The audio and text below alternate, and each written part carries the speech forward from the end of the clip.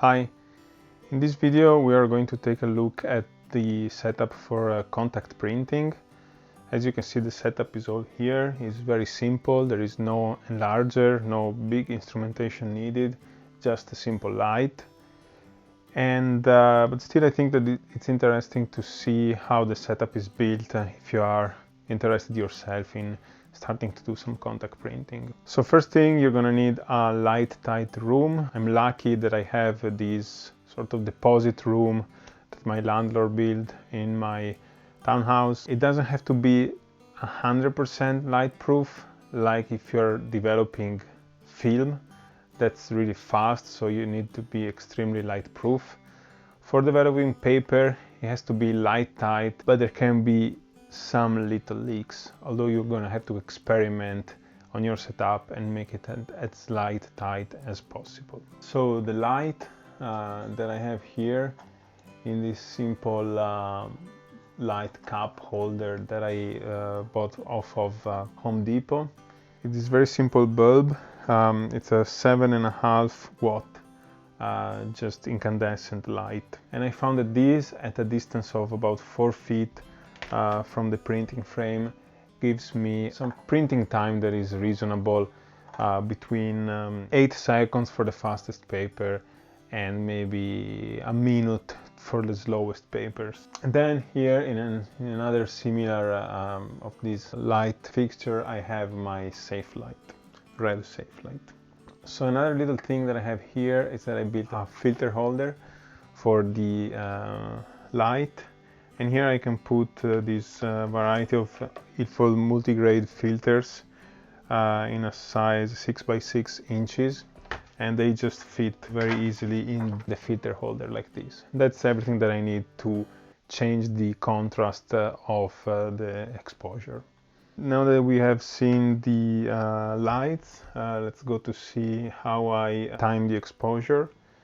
So I have this stopwatch that I can use in a couple of different ways.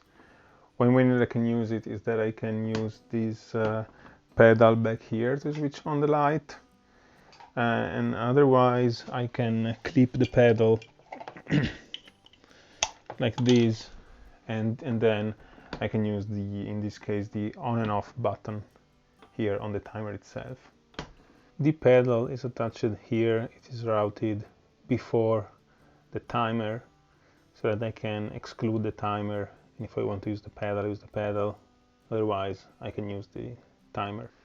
Other little things that I have are a thermometer and a carbon monoxide detector, because this is an enclosed space. There is a water heater behind the camera, so it's just a little safety thing. Then let's take a look at the contact printing frame. This is from Patterson. It's a plastic one. It's really simple to use. It just clips like this. And here, just for a purpose of demonstration, I have an 8x10 negative and just a piece of paper. And there are also other wooden ones that you can easily find. And then here I have my trays, developer, stop, and fixer. So to give some tips, what can be important: some devices to control the dust and remove dust from the negative are going to be your best friend. I have this little pump here, and I just can spray out most of the dust this way. But this little brush, it's an anti-static brush. This is my best friend, literally, and it just works so well in getting dust off of the surfaces. Another tip that I have is that it can be frustrating to use different papers because the printing time can be very different and maybe too long in some cases. There are some little hacks to adjust the printing time.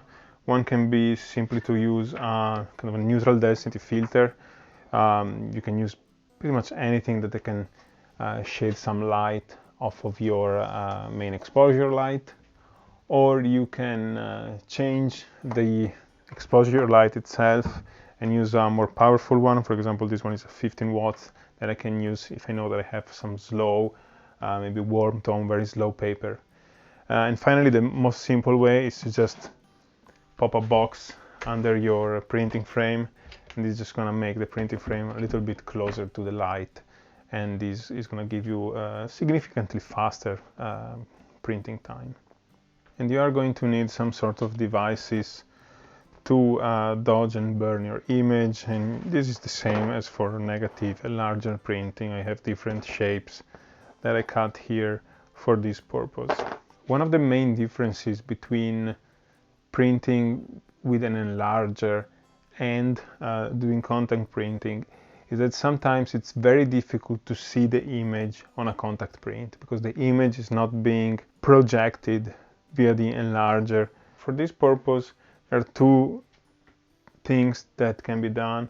One is to expose and develop the negative so that it's not too dense, and the second one is to use these, for example, sticky notes, or certainly putting some markings so that you know, even if you can see very well the negative, you know how to properly do dodging and burning by using these references. I hope you enjoyed this video, and this could be helpful if you are trying to build your contact printing setup. See you next time.